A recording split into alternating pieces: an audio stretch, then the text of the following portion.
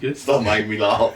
Welcome to another episode of Mental Health Podcast. Today we're joined by none other than Marc, who's going to share his story with us. Morning, Marc. How you doing? Good morning, boys. How you doing? You good? I'm alright, mate. Bit early, but I'm alright. Good, yeah, for a Sunday.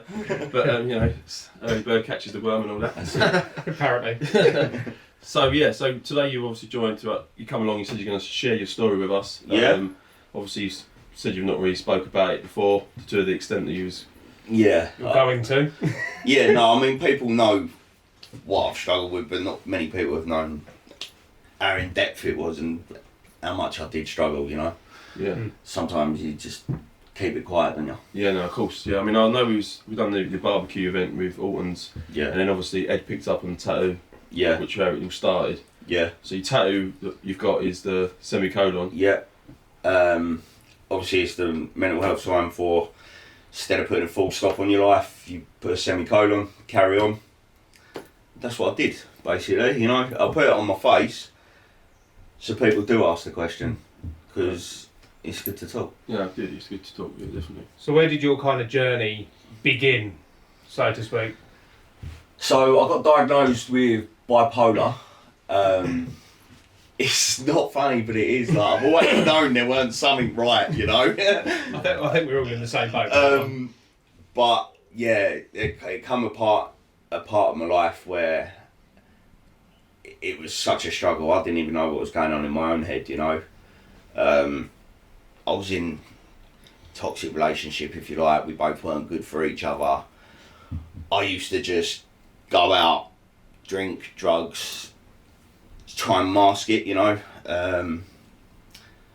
That's the best way I can explain it. It weren't no addiction, it was my hiding place. Yeah. Just go and lose yourself, go and do whatever I did, and But the problem is, obviously, with that, the problem still exists in the morning, doesn't it? exactly, it don't go nowhere. It's if anything, it heightens it the next day, you know. You feel rough. You gotta deal with whatever you've done. And yeah, that was a struggle because not many people understood. Like, you know, they're like, oh, you can just don't go out, don't do this, don't. It's not that simple. You know what I mean? It is not that simple. I was in like a quite high up job, site manager, well paid, loads of responsibility. The stress was just mental. For my age, I was in my 20s, and that was a huge factor of it, the relationship plus the job. It just didn't go, and it made me worse, if anything. So I quit the job. I split up with my ex, got out, and then yeah, it sort of spiralled again, thinking like, oh, they're the problems. I'm away from them now. But there's other shit going on in here, don't know, you know? Yeah, of course. Yeah. I remember the one day I said to my mum, like, I used to sleep downstairs in my old house, curtain shut, I'm not answering the phone, airplane mode and all that. My mum come round banging on the door once, and I let her in, and I was just in bits, and I remember, I'll never forget the day, she was like trying to talk to me about it, and I remember the day, and I said to her, I just don't want to be here no more, mum. Like, and that was probably one of the hardest for a mum to hear that. Yeah, definitely. You know what I mean? What do you think now? Like, you're a dad as well. Like, yeah. if one of your kids comes up to you and says, "Dad, I don't want to be here anymore." Yeah. No, it's mad to think. And then obviously I stopped doing I moved back in with my mum and dad. I stopped doing all the drink, the drugs, like, because it didn't agree with me. And then I met my wife, and I met her at her cousin's wedding, and I was pissed. And I didn't even talk to her at the wedding. Didn't even talk to her, and I hunted her down for a week on every social media platform you could. You know. Oh, you were one of those. Yeah. So I hunted her down, and yeah, went on a first date. And it's one of them, you know, where you meet someone and you're like, yeah, this feels different. Yeah. Mate, after that first date, we just cracked on, got on so well. I didn't tell her at first about my issues, and I stopped. Because it's not the best chat line, is it? Nah. I'm a gearhead and I'm depressed and I'm a bit of a weirdo. Yeah, I didn't want to start with, right, I'm on antidepressants and all this, because I wanted her. It's a bit of a red flag, isn't it? Yeah, didn't want to push her away, you know. And then obviously stopped taking my tablets. Obviously that ain't gonna help no one. But I never felt like antidepressants did anything. Until you come off of them. Yeah, but then if you do come off them, you're supposed to wean off them, aren't you? Not just stop. Yeah. And yeah, it was pretty mad. One day, like I used to I used to go missing years ago, but then when I got with my wife, I used to go missing again. But it weren't going and getting on the drugs and drink. I'd just my head didn't know what I wanted to do. Just not where you were. Yeah, and I'd literally go and park up anywhere, like anywhere remote, just go and park up. And you know what my demon was then? Fucking scratch cards. I'd sit there and just do scratch card after scratch card after scratch card. I'd airplane mode again, ignore everyone. And I weren't even with Vic for long. And I used to come home in bits and she'd be like, why can't you talk to me? And I'm like, I just can't. Yeah. I don't even know what's happening myself. I can't tell you what's happening. You're trying to still work it out. Yeah, but like early on, she'd be like, if you want to go and park somewhere, come and get me. She said, I'd sit with you. We don't even got to talk. But I'd sit with you and like that's when you think like you are unreal. Yeah. And then like I had the same, like when I got the sofa, like I'll admit it now, like I was an arsehole to her. Like I did the same thing when we met. I'd just recently been chucked out of rehab for using gear. Yeah. I was a manic depressive, like I was a mess. And obviously I'm not gonna go, so it's good to meet you, I'm this and this, because Exactly. she would have ran. But then the lies start coming out. Yep. And yeah, I did the same. I used to just disappear. Yeah. But like she stuck by me, and I think that's half the reason I'm still here. Like I'll tell you've you got now. someone that's because you do start feeling guilty when they keep just 100%. I'm not going anywhere.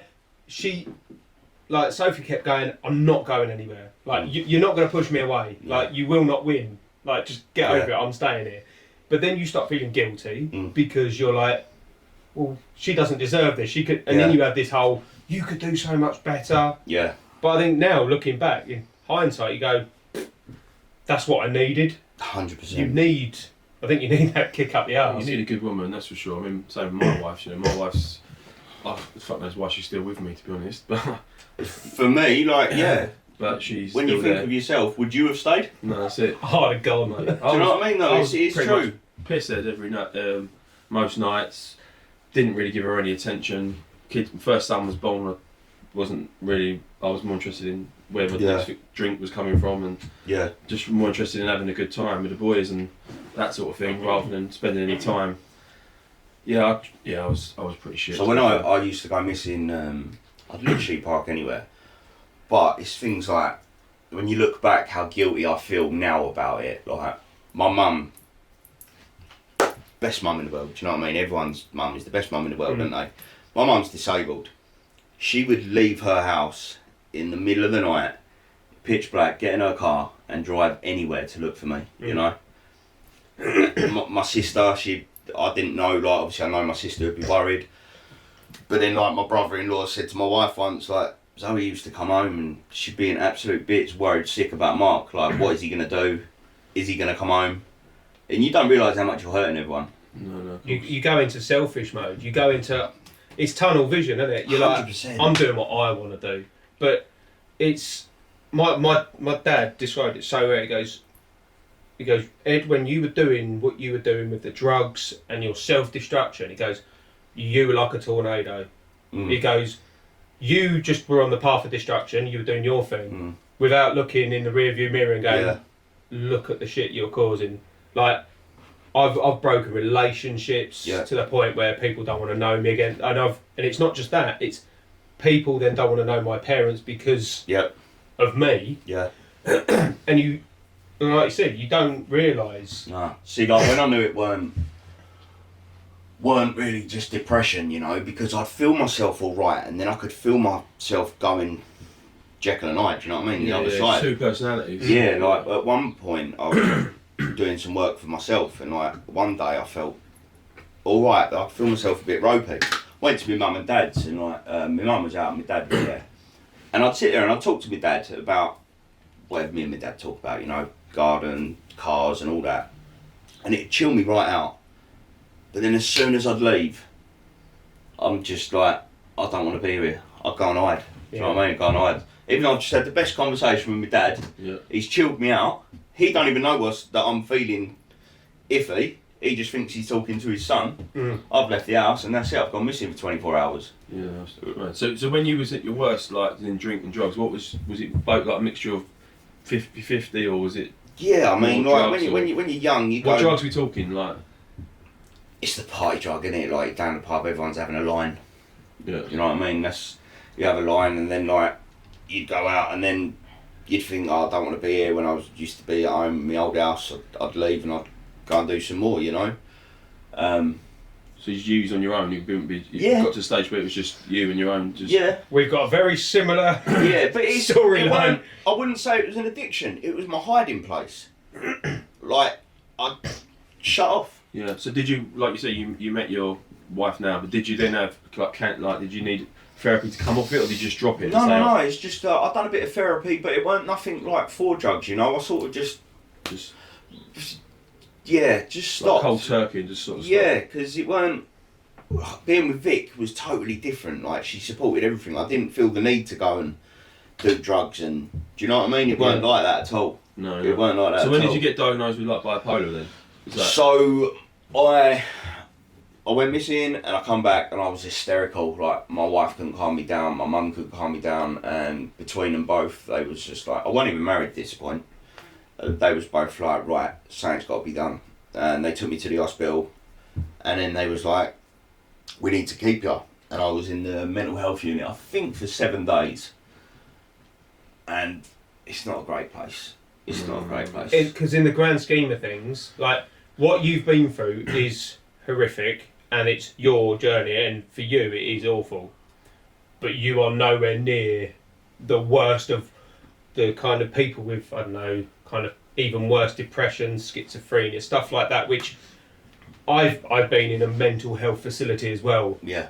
And you hear things and stuff happen, and it's not, unfortunately, like with the NHS, like they've got the facilities and the resources they've got, and unfortunately it's not built to purpose. Yeah. And anyone that is kind of labelled or diagnosed with any form of mental health serious enough to be put in hospital, you're all clubbed together. Yep. To an extent, you're all clubbed together. Oh yeah. And you're on a very long spectrum of different conditions, and a lot of the time probably isn't the best place. No, like my mum and my wife Vic, they both come and see me every day. But I was just sedated. Yeah. Like they'd give you medication and it'd be like, like Vic says, like how can they diagnose you with bipolar, right? Which is 2 different personalities basically, innit? Yeah. When they're sedating you. Like I can't show you my hyper side, and you can't show what you're like if you're just right. And my mum and Vix, they fought hard, like hard. I wouldn't have done it. Would not have done it. That I had the same. My auntie and my mum and Sophie, well, my parents and Sophie, they were the ones that fought. I would just like, bollocks. I wouldn't have done it. But they kept fighting and fighting. Doctor used to take me off this antidepressant, put me on this, and Vic used to say, it is not depression. I'm telling you. I used to go out, come home at 12 o'clock. You want to see the shopping I used to bring home? Mops, random stuff, right? He's bipolar. He's bipolar. Vic's like, you've got bipolar. She was like, who does that? I'm like, look at this mop and this clothes horse. And she's like, why do we need that? And I'm like... Because I was watching QVC. Do you know what I mean? In my head, I'm walking around 24-hour Tesco and I'm like, that's a decent mop. Like, I need that in my life. And I got it. And Vic's like, this is not depression. She would argue. In the end, I got seen by a psychiatrist, and he said, yeah, and they prescribed me what I'm on now. So I'm actually on mood stabilisers. So it's kind of the same as what they put people like with ADHD as well. Yeah. So it just levels you out. So in the morning I have to take an antidepressant and a mood stabiliser. In the evening I have to take 2 mood stabilisers. Now if I don't take them, I know. Yeah, I know. You said the other night. I know. Barbecue. You said you're free pass. Twitching. I will twitch. I will do anything. Well, the funniest one is like Vic was at work. I'm like, right, I'm going to clean the kitchen, yeah. She come in from work, everything's out. All on the floor, she's like, have you taken your tablets today? And I'm like, oh. Look round and I'm like, probably not. Like, kitchen's spotless. Kitchen's spotless, but there's saucepans on the floor. Yeah, you know, and that was how I got diagnosed, because basically my mum and Vic just fought. I wouldn't have done it, and I guarantee you I wouldn't be here now. I would not be here now. So did you come close? You say not being now. Did you have any near moments where you was at that stage where you was? I took a lot of tablets once. I'm a big guy. They didn't do much, you know. Should have got more. Yeah. I think we all have those like. It's more to the point that in your head it's like, I want to do something. I don't want to be here. Like, I remember once I weren't around, and my sister put on, because it pops up on my memories now. My sister put on her Facebook, "Has anyone seen my brother? If you have, get hold of me," or rah rah rah. And that pops up on my memories each year, right? And I know where I was when she sent that. I was sitting in the woods. And I just didn't want to be here. I didn't know what I wanted to do. But I was hidden, I was away. And like, what a scary thing. 12 o'clock at night, I'm sitting in the woods on my own. Yeah, no. Do you think, like... I mean, more scary for some yeah, no, some walking in the dog. There's you sitting in some creepy man in the bushes. But yeah, like, when you had your PIP, like, obviously you had loads of tablets. Yep. Was that... Because I did the same. I did the same. For me, don't know if it was for yourself. When I did it, I thought I didn't want to be here, but I wasn't sure. Yeah. But it was more of a cry for help. Yeah, definitely. Like, I it's still on my medical records, and I because I've got the NHS app on my phone. Sometimes, if I feel low, I look at my medical record and see where I've come from. I know some people shouldn't do that. I find it is a good coping mechanism for me.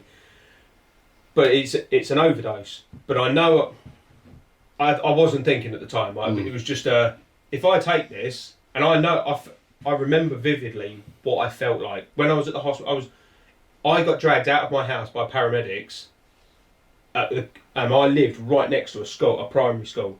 So I was getting dragged out by paramedics as parents were walking along with their kids, seeing some drug-addled mess that's just tried to take an overdose, getting dragged out of his house. And I get told the stories, like my wife says, like, do you remember that? I was like, yeah.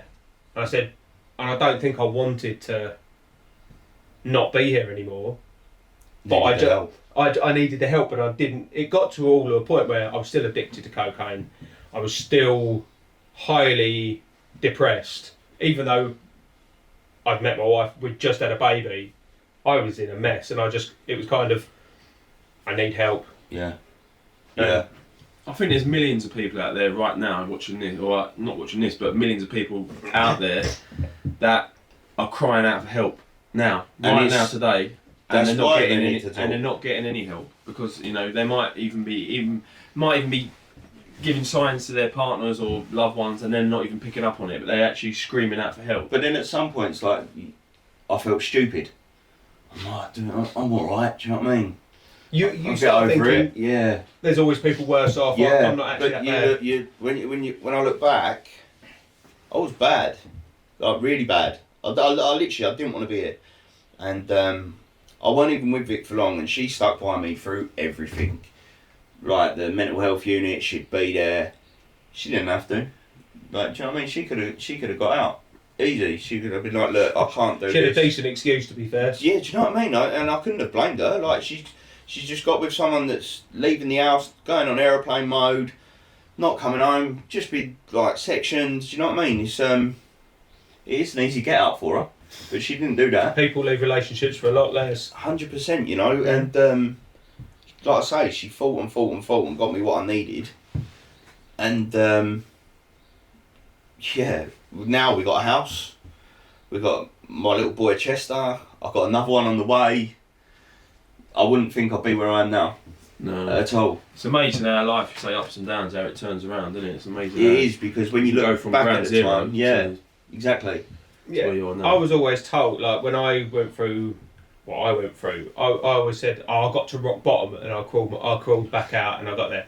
And someone said, you should never say rock bottom, because you never know how low you're going to get. Where you were low might not be the low. So I go, yeah, but for me, I don't want to go any It's lower. the lowest you've been at the point of your life. It's the lowest I've ever been, and it's the lowest that I ever want to be. Like, Yeah.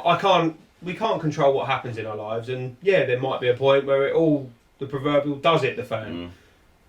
But every day I try my best to not let it be that. Yeah. So it's not like I think there's a lot of skeptical people. I think for older generations particularly, if you go through a journey that we've all been on, where a road to recovery, whether that be alcohol, drugs, gambling, a lot of people think, oh, you're out of it now, cool. And it's like, that's just the start. Like, getting clean is the start of... Probably my biggest fear relapse. now is being taken off my meds. Yeah, it makes you anxious just thinking about it, doesn't it? It's my biggest fear is being taken off my meds. Like, when I have to go for a review that week, I am so twitchy and nervous, and like, Vic's like, don't worry, you're going to be fine. Like, they have to review you. But in my head, I'm like, they're going to take me off my meds. They're going to take me off my meds. Because I know what I'm like when I forget to take them, and I rarely forget to take them. Do you know what I mean? I'm on the ball with them. When I'm running low, right, got to get a prescription in, you know. But that is the one thing that scares me now. Yeah, like, I never, ever... You know what person you are without them. I never want to go back to that, ever. And I've got the biggest reasons now to not go back to that. Yeah, that's it. You've got your kids and... Do you know what I mean? Yeah. It's amazing how your kids can change your life. I mean, obviously, my son was I think I said before, you've watched the last podcast, that my son was my reason that started me to change my life. So kids have a massive impact on your... Yeah, like mine was before my son, but now he's even more of a reason for his dad not to go back to how he was. Do you know what I mean? Yeah. I mean, you just never know really what's around the corner, and it's good that you've managed to turn that corner and pick yourself up. So it's I think as well, like for me, like obviously you went through your journey pre having your own children. Yeah. Like, and obviously I'm not saying what I'm going to say to make it any less or anything else, but like when I've got 3 daughters, and through my worst time, my youngest was just being born and was a baby, but my elder 2, for years I was a shit dad. Like, I was an arsehole. Like, my eldest at the moment, she's very...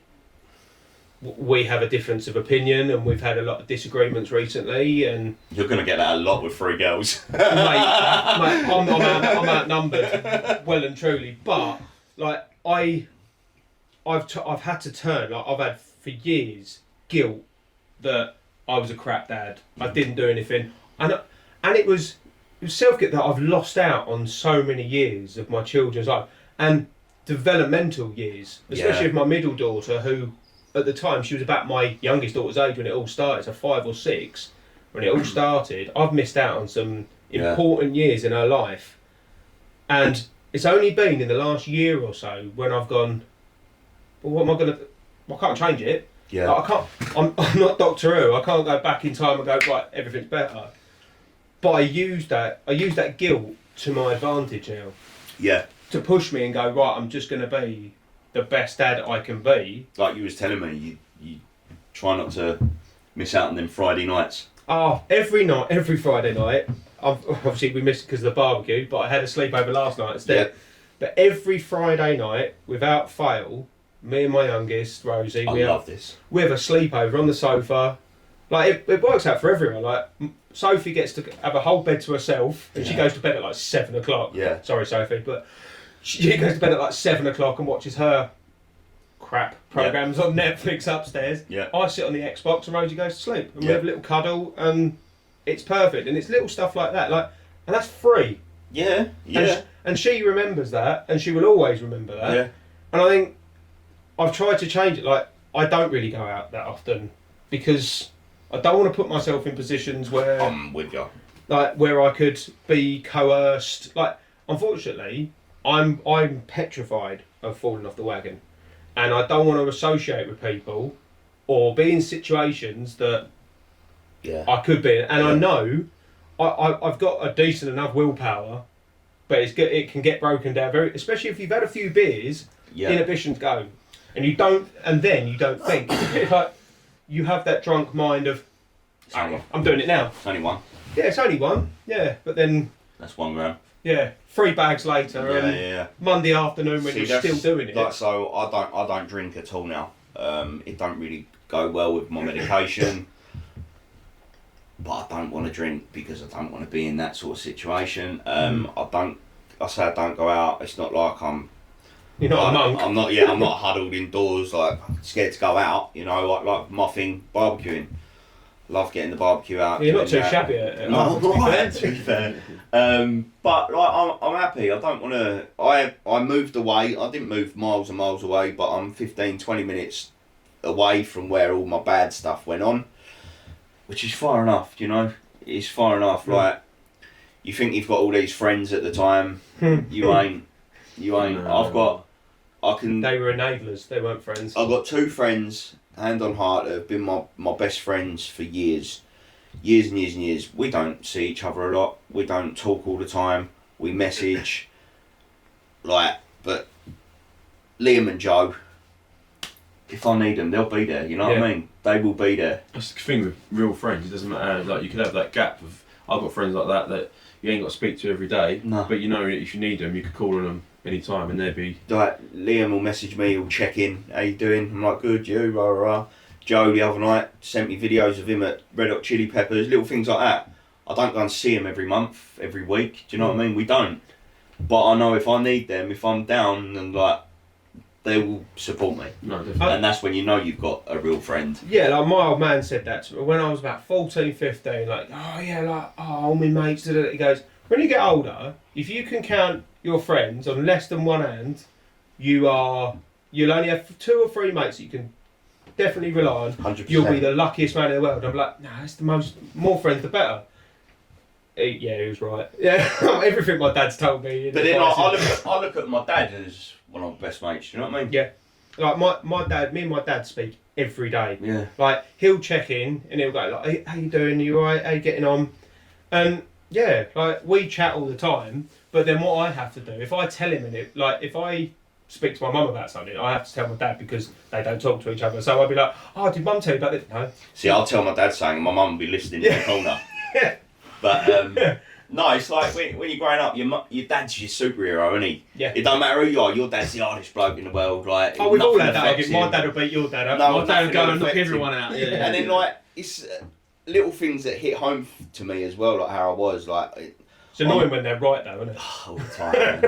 But like on social media, you know, they do like mental health awareness week and things like that. So I put a status on last year or whatever it was about I'm proud of how far I've come. And then my dad done a comment and it really hit home. He was like, because your dad's not scared of nothing. Do you know what I mean? Your dad's your dad, not scared of nothing, no one.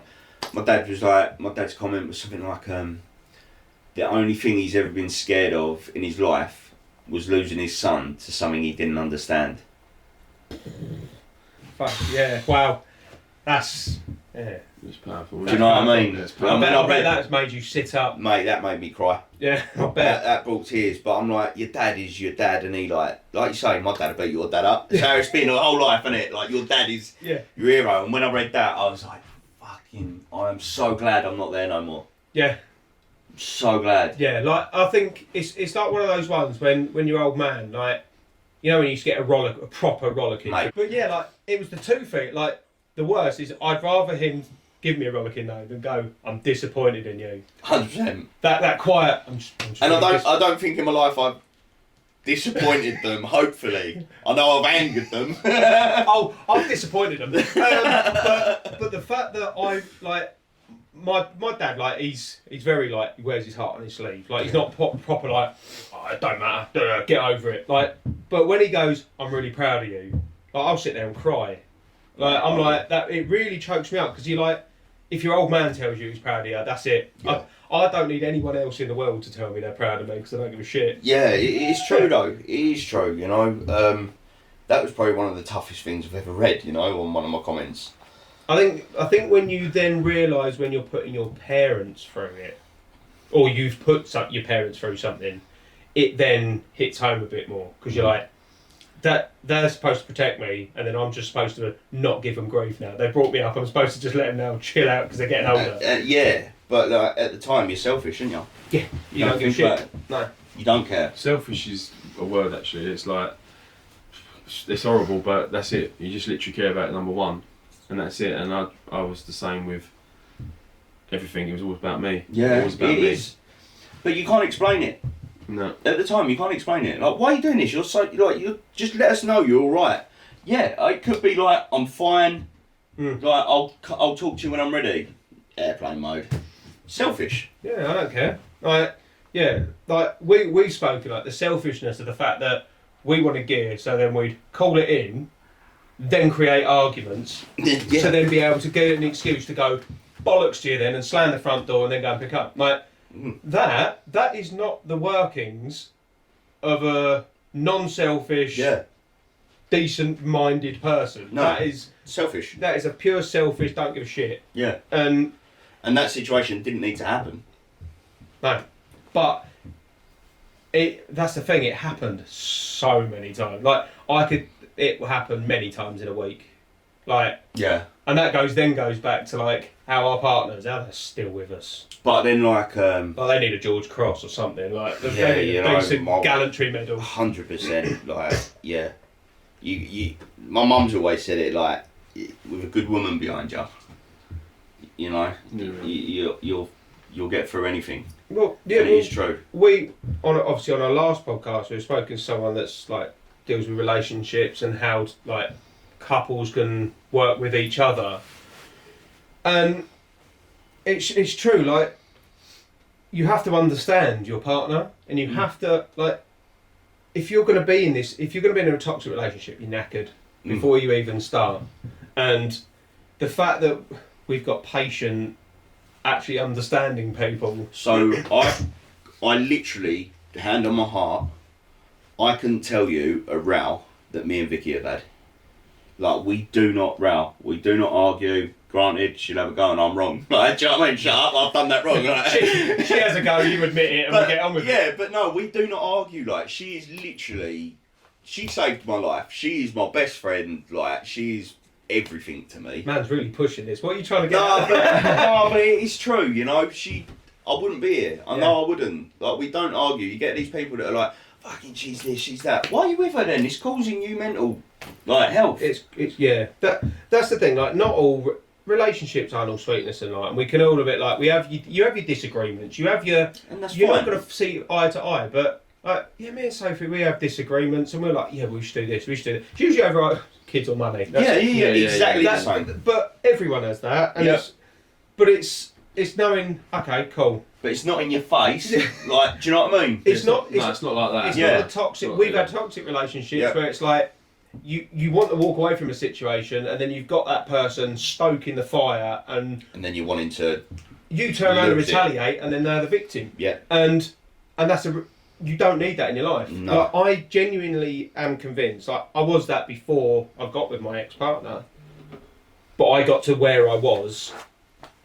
She had a very big influence on that. I'm not saying it was all her fault. No. Because I'm not going to blame my issues and my actions on someone else. Exactly the same.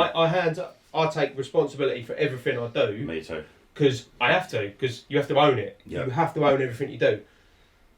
But other people have to take responsibility for their actions in that situation. And I think if I'd have where I was when I met my ex, if I'd have met Sophie, it wouldn't have got as bad. I would not have been where I am. I'm 100% with you.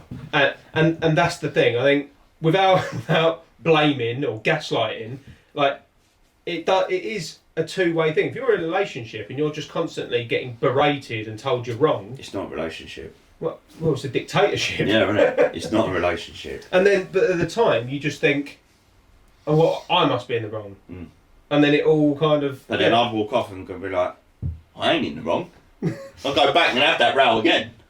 Yeah, and that's the thing. I think when you're in a very toxic relationship, it enables bad behaviour. 100%. And it enables wrongdoing because it's that toxic that I genuinely believe if I'd have met Sophie when I met my ex instead, like I wouldn't have gone through the stuff I went through. Yeah. Yes. It just goes to show, doesn't it? You know what I mean? Yeah, I think relationships are a big thing, and I think We've a lot to be thankful for, I think. Yeah, massively. Well, I'm the same as you. Like you feel the same. Like you wouldn't be here. Yeah. Without Sophie. It's the same. Yeah, and like you with your son coming home and asking you, Daddy, are you gonna die? It's that little things that you need that push. That's it. So I lost my dad at 11. When I was 11, I lost my dad. I couldn't think of that, you know. And that played a big part of. I never really dealt with it very well. So I got my wife when I was 13. So yeah. But I just think that was always playing on my mind. My dad. Obviously, my mum remarried a few years later, and I actually lost my stepdad 8 months ago, and he was like my dad. Like yeah. He came in and he was. I actually knew my stepdad longer than my dad, so I knew my stepdad for 20, 25 years it was, and I couldn't imagine that at all. Yeah, and he died as well, and then I lost my brother during COVID. He was alcoholic, pretty much. Yeah, alcoholic. And my nan 2 years before that. So in the last few years, I've lost like a nan, brother. Gone through it, man. That and it's like you just try and keep strong, try and keep your head up, and you just got to carry on. You just got to keep going, and make sure you talk to people, like you say. Make sure you talk to your friends, and make sure you just let people know. Yeah, because if you bottle it up, that's when you start going psycho, and that's when you start doing stuff that's out of your character, and you try and vent in other ways, and it's not. And you try and find a new hiding place. That's it. And you just need to not hide. You just need to talk about it. And that's one of when you said about coming on here, I was so nervous because I was like, people know, like not everyone knows. A lot of people know that I've been diagnosed with bipolar, and different people knowing and you talking though. But then there's like the whole story up to it and the things I've done that they don't know, you know, and that was quite hard. But then like, you know, when I asked you on Friday night and Jay was like, you should ask Marc. He's got an amazing story. I think you should. It would be quite inspirational. So we asked you, and you were like, "Oh, I don't know." And I told you when, and you were like, "Oh, leave it with me." And it weren't you wanted to be left with you because you wanted to have a deep think about, do I want to do this? Yeah. And when I saw you yesterday, and you were like, "Yeah, do you want to do it?" I was like, "Fucking yes." I think for you as well, it's good for you because I've never put it out like this. No one knows the ins and outs, the hiding, the drugs, the drink, the scratch cards, the airplane mode. Not everyone knows that, you know. Everyone just thinks that I was just selfish and would just be a dick. You were just that as well. Yeah, I mean that was just me being a dick on top of it. Yeah. But like last night when I put it on my story that I was coming out to do the podcast with you, like my brother-in-law messaged me and he was just like, "Mate, how far have you come in the past 6-7 years?" And he was like, "If you going on this helps one person," he said, "You've gone on it for the right thing." Yeah, definitely. And I was like, yeah, when he sent me that, I was like, it's made my mind up even more. I'm definitely doing it. And it takes a lot of props to you. Like, it's one thing to go through it and get through the other side and go, yeah, fucking did it. But to be able to do that, then put it on film and let it out to the world. Not going to lie, I thought I was going to cry. I said to my wife, I better cry. You cry literally. But crying is one of the best things you can ever do. But putting your story out there, massive props to you. Because, like you say, I think that's why we all do it. If we can just help one person, mission accomplished. Yeah. And I think, that's why I started the It's Okay campaign in the beginning. Well, it was two reasons. One, to me focus on that, and then I can recover. But to help someone else, I struggled to get the help. I struggled to be listened to, and I wanted to be able to let someone listen to me, or at least for them to be listened to. So if one person could be helped, it's worth it. Yeah. Because I'd rather. Do you know what it says? Like, what's the thing they say? I'd rather you come to my house for a cup of tea than me come and see you at your funeral. Yeah. It's 100%. so true. Like, come and knock on my door anytime. Yeah. You know, and I'd rather sit there and listen to you than listen to a vicar read out your. Yeah. 100%. Yeah. I think that's what, especially for guys. I think for us guys, I think it is changing because we're sitting here now talking about our journeys. But because that's the thing, 3, 4, 5 years ago, stuff like this wouldn't be happening. No. And I think it is so important. Someone was told to man up. Big boys don't cry. Well, mate, I've cried. And do you know what? My dad said that to me. He goes, when you were growing up and you used to feel like, oh, come on, big boys don't cry, come on. He goes, oh, I'm sorry I said that. I was like, no, because that's what all dads said. Yeah, man. Like, they were, it's a different generation. Boy, where, like, that stiff upper lip, just get on with it and sort it out whenever. Like, but actually, yeah, it's okay to talk. It's okay to cry. Yeah. Like, I've cried a lot, especially recently with my dog. Mate, when my dog died, I was in the bad. I cry every day, and it's. I don't know if it's just because I'm just hypersensitive to it. Everyone's got a dog at the moment. Everyone's posting how amazing their dog is on social media. The other night at the barbecue, he went, "I'll take the bone home for the dog." You went, "Are you joking, mate?" Yeah, cheers for that. But like, it's stuff like I think you just hyper focus on it. But yeah, like it's stuff like that, and I've just cried, and I've done it in front of my kids because I want them to see it's all right. It's all right for Daddy to be upset. Like yeah, I try and be. I will be your superhero, and I will protect you, and I will hurt anyone that hurts you. But yeah, they will be ended. Yeah, they won't. You won't even have Google to find them. Trust me. But like, I do cry. I do have emotion. Like, but sometimes I know my trigger songs. I know songs that will make me cry, and I put them on to kind of. I'm not gonna say Marley and me. Yeah. Put that on, you know you're crying. You know you're crying. But that's also good. It's good to be able to vent and know how to vent.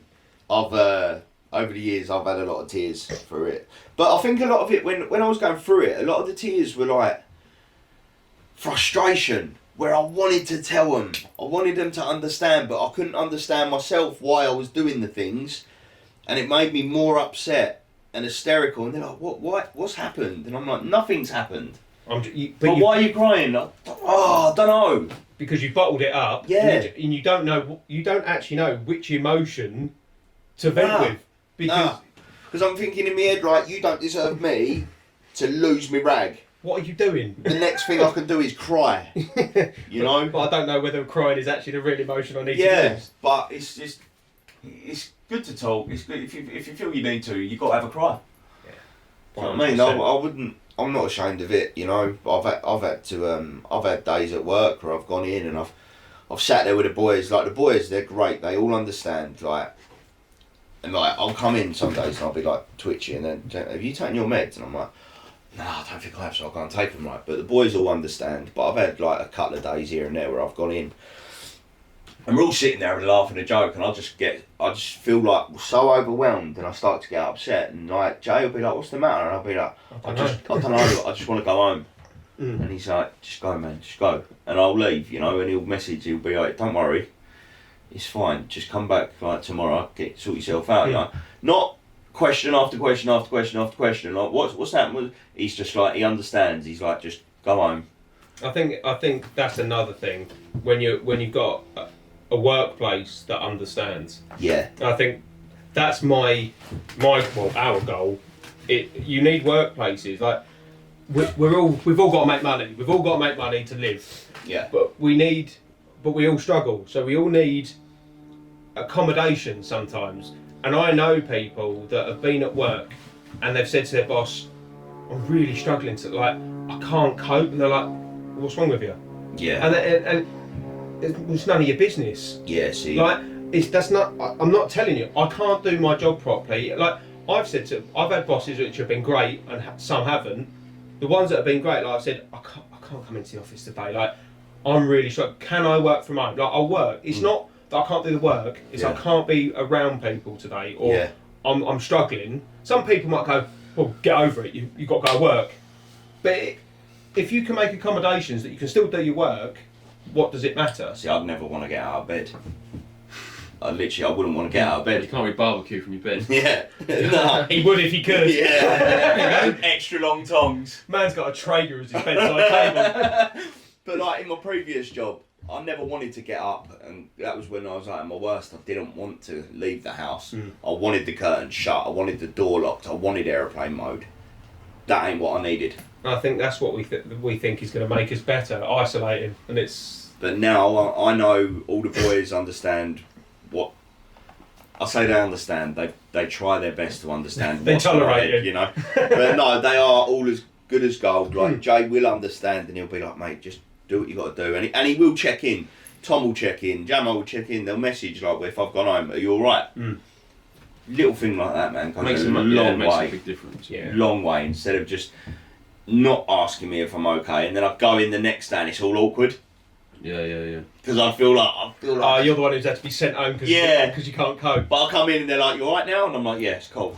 You know, and it's brilliant. Instead of my workplace not knowing about me, I feel like I'd struggle more. Yeah, it's better to be transparent. Like, yeah. Everyone knows where you are. Yeah, definitely. But So you're in a good place now, though, yeah. I've never been better. You know, I've literally, like I say, married, house, little Chester, another baby on the way. When's the one on the way due? January. Cool. So, literally, like, so Vic's birthday's the 15th, Chester's is the 16th, and I believe the baby's due on the 17th. So you're going away for a week around about the 12th, yeah? Any overtime in any company, December and January, I'll have it. Man's going to become an Amazon driver. Yeah, I might have to deliver Chineses of a night and all. But Get it all done. yeah, no, it's something else worth getting up for, isn't it? Yeah, no, it is. Yeah, definitely. You know, Exactly. it's something else worth getting up for. We didn't want kids. Chester was a lockdown baby. What else you gonna do in lockdown? Yeah. Most people got puppies, but yeah, we did that and all. I literally couldn't imagine our life without him. He is the naughtiest, lovable little shit you'll ever meet. But literally, you look now and you think, how did I have a life without him? Yeah. It's mad what kids do. I know. Last night the kids were at my mum's and we got home and it was like, fucking hell, silent. Like it's so weird not having the kids there. It's so, I hate it. It's so weird. It's like. But I hate it when they're here under yeah, the feet no, like as well. so Vic's the same. Like she'll be like stressing, he's not going to bed, he's waking up or whatever. And then me and Vic will go out for a meal. My mum will have him. Yeah, she'll be up at the crack of dawn to go and pick him up. Yeah. I'm like, you can have a lay in, babe. He's not here, and she's like, no, I miss him. Yeah, that's it. No, like you can't take that away from a mum, can you? No, exactly. But yeah, like we appreciate you coming on. No, I think appreciate you having I me. appreciate your story is, And hopefully it helps. Yeah, hopefully we can just get this out to many people as we can, help as many people as we can. And like anyone can reach out to me as well. yeah. You know, anyone that suffers with the same sort of thing, I'd rather listen to a stranger, you know, than read about them. No, definitely. Yeah, exactly.